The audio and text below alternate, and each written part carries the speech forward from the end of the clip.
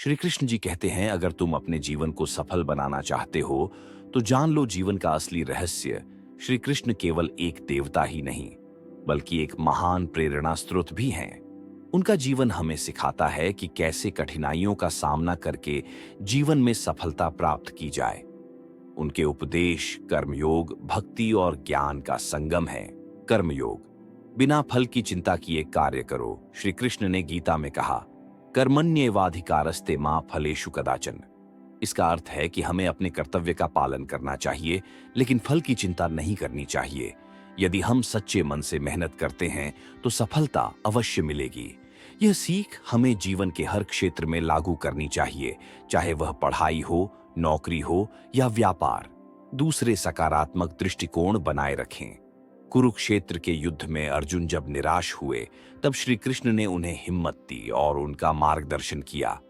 जीवन में कई बार निराशा और असफलता आती है, लेकिन हमें हार नहीं माननी चाहिए। कठिनाइयां ही हमें मजबूत बनाती हैं। 3. धर्म और नैतिकता का पालन करें। श्री कृष्ण का जीवन दर्शाता है कि धर्म और सत्य के मार्ग पर चलने से ही सच्ची सफलता मिलती है। उन्होंने अन्याय के खिलाफ आवाज उठाई और अधर्म को नष्ट किया। हमें भी अपने जीवन में नैतिकता और ईमानदारी को अपनाना चाहिए। 4.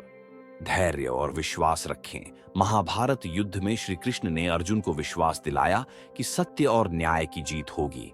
जब भी जीवन में कठिन समय आए तो हमें धैर्य और आत्मविश्वास बनाए रखना चाहिए। हर अंधकार के बाद उजाला अवश्य आता है। 5. प्रेम और करुणा का महत्व।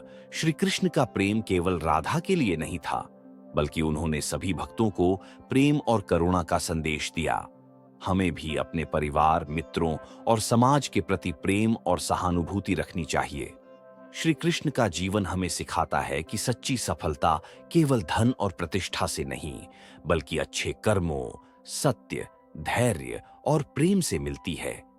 यदि हम उनके उपदेशों को अपने जीवन में अपनाएं, तो हम न केवल सफल होंगे, बल्कि एक सच्चे और अच्छे इंसान भी बनेंगे।